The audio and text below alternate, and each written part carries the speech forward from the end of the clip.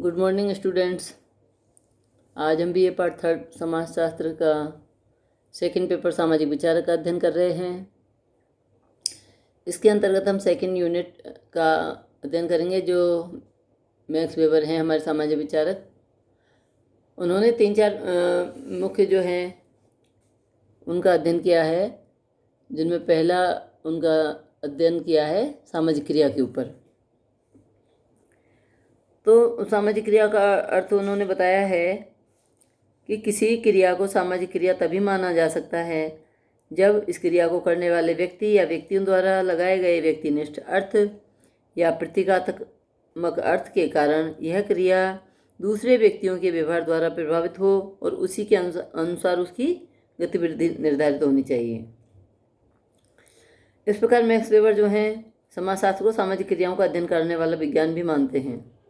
वे कहते हैं कि समाजशास्त्र वह विज्ञान है जो सामाजिक क्रिया का अर्थपूर्ण बोध कराने का प्रयत्न करता है, जिसमें इसकी यानी सामाजिक क्रिया की गतिविधि या तथा परिणामों की कारण सहित व्याख्या प्रस्तुत की जा सके। इस प्रकार उन्होंने जो है सामाजिक क्रिया को ही समाजशास्त्र की अध्ययन वस्तु माना है।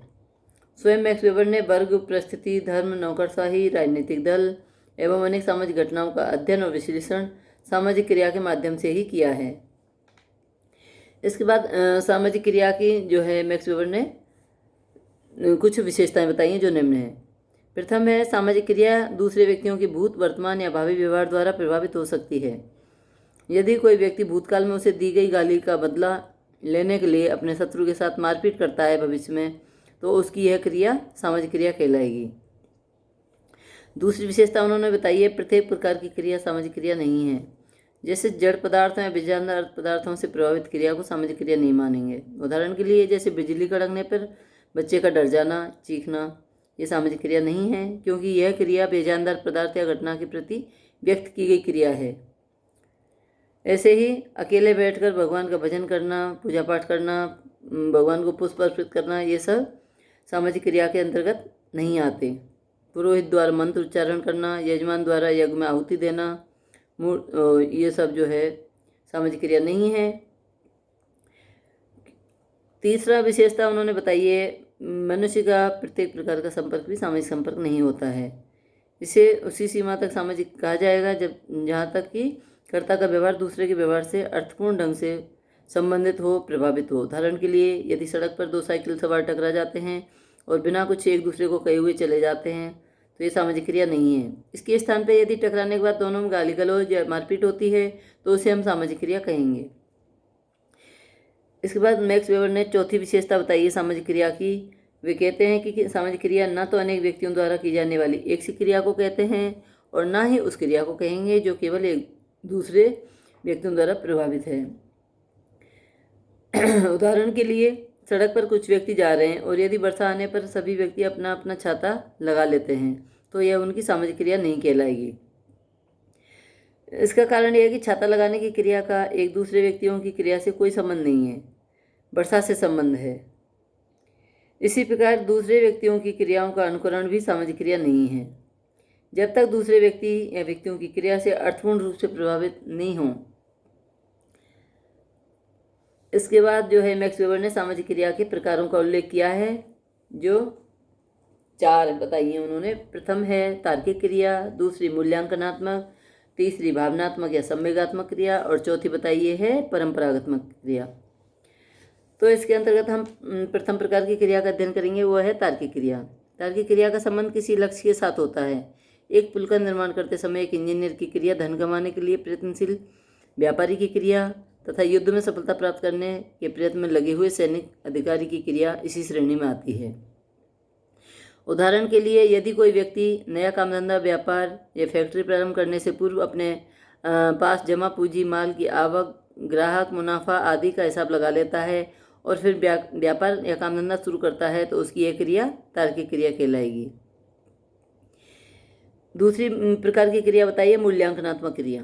इस प्रकार की क्रिया के पीछे तर्क का होना आवश्यक नहीं होता कि एक डूबते हुए जहाज के साथ कप्तान का समुद्र में डूब जाना मूल्यांकनात्मक क्रिया के अंतर्गत आएगा। कप्तान ये भली भांति जानता है कि जहाज छोड़कर अलग नहीं होने से उसे सदा के लिए जीवन से हाथ धोना पड़ेगा, परंतु फिर भी वह जहाज छोड़ने के बजाय मर जाना ज़्यादा अच्छा समझता है, क्योंकि जहाज छोड़कर चला जाना किसी भी रूप में सम्मानजनक कार्य नहीं है। इसी मूल्य से प्रभावित होकर कप्तान क्रिया करता है। इसके बाद जो है आती है भावनात्मक या संवेगात्मक क्रिया। तो मैक्स वेबर ने सामाजिक क्रिया का तीसरा प्रकार बताया है। इस प्रकार की क्रिया का संबंध व्यक्ति के संवेग या उद्वेगों या इमोशंस और भावनात्मक दशाओं से होता है, जैसे प्रेम, दया, घृणा, सहानुभूति तथा क्रोध आदि के वशीभूत होकर की जाने वाली क्रियाएं भावनात्मक क्रियाएं कहलाती हैं। कभी कभी मनुष्य शक्तिशाली संवेग के वशीभूत होकर अतार्किक रूप से ऐसा व्यवहार या क्रिया कर बैठता है, उसके बाद उसके लिए बाद में पछताना पड़ता है। जैसे किसी के गाली देने पर क्रोधवश उसकी हत्या कर देना संवेगात्मक क्रिया है। तो सामान्य परिस्थितियों में स्वस्थ मस्तिष्क की स्थिति में वे कभी भी ऐसा नहीं करता। संवेगात्मक क्रियाओं का विश्लेषण मनोवैज्ञानिक और मनोरोग विशेषज्ञ ही कर सकते हैं, अतः इनका अध्ययन मनोविज्ञान के क्षेत्र में आता है, समाजशास्त्र के क्षेत्र में नहीं आता है। चौथे प्रकार की जो सामाजिक क्रिया बताई है मैक्स वेबर ने, वो है परंपरात्मक क्रिया। ये वे क्रियाएं हैं जिनका संबंध प्रथाओं, परंपराओं और प्राचीन काल से चले आ रहे व्यवहारों और विश्वासों से होता है, परंपरात्मक क्रियाएं कहलाती हैं। इस प्रकार की क्रियाएं इसलिए की जाती हैं कि भूतकाल से लोग ऐसा करते चले आ रहे हैं। प्रथाओं या परंपराओं के अनुरूप व्यवहार करना और उनका अनुसरण करना परंपरात्मक क्रिया कहलाती है। ऐसा करने के लिए कर्ता को किसी लक्ष्य या मूल्य को ध्यान में रखना आवश्यक नहीं होता और ना ही उसके लिए संवेगों का सहारा लेना पड़ता है। वह तो किसी प्रथा या परंपरा या विश्वास के वशीभूत होकर ये क्रिया करता रहता है, जैसा उसके पूर्वज करते आए हैं। अपनी ही जाति में विवाह करना, मृत्यु भोज देना, श्राद्ध या तर्पण करना आदि क्रियाएं जो हैं परंपरा के पालन के लिए ही की जाती हैं।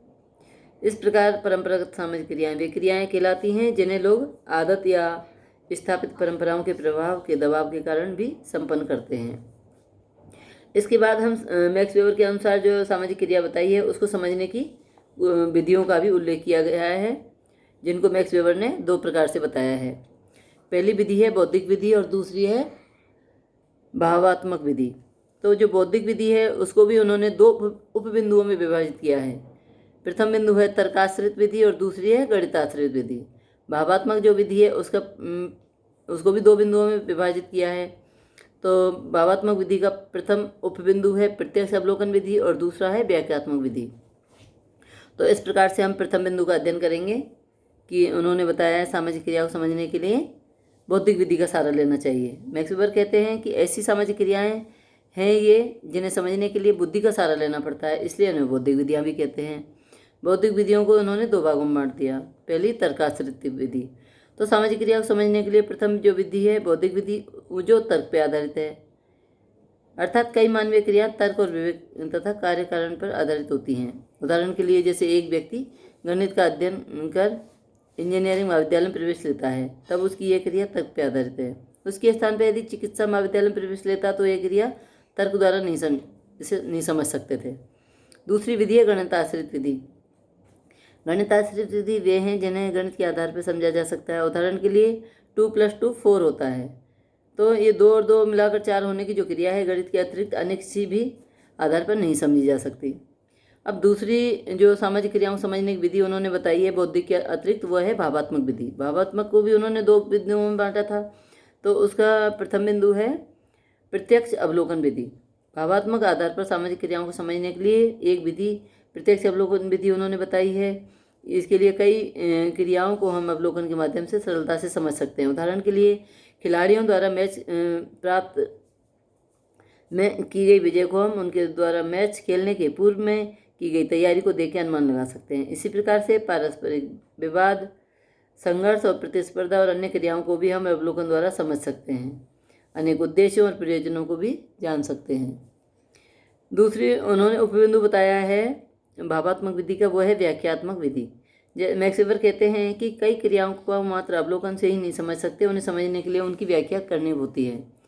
कोई भी क्रिया व्यक्ति क्यों करता है, किसी विशिष्ट प्रकार की क्रिया के पीछे क्या उद्देश्य है, इन प्रश्नों की व्याख्या संभव है। उदाहरण के लिए एक छात्र द्वारा कठोर परिश्रम करने पर हम निष्कर्ष निकाल सकते हैं कि वह परीक्षा में अच्छे अंक प्राप्त करना चाहता है, उच्च पद एवं अच्छे जीवन साथी प्राप्त करना चाहता है।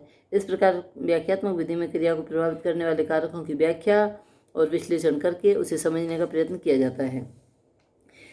अब इसके बाद अंत में मैक्स वेबर के जो सामाजिक क्रिया का सिद्धांत है उसकी कुछ समाजशास्त्रियों ने आलोचना दी है, जिसमें प्रथम बिंदु है कि मैक्स वेबर की जो प्रमुख आलोचना इस बिंदु पर हुई है कि इसके नकारात्मक विश्लेषण पर ही विशेषतः जोर दिया है।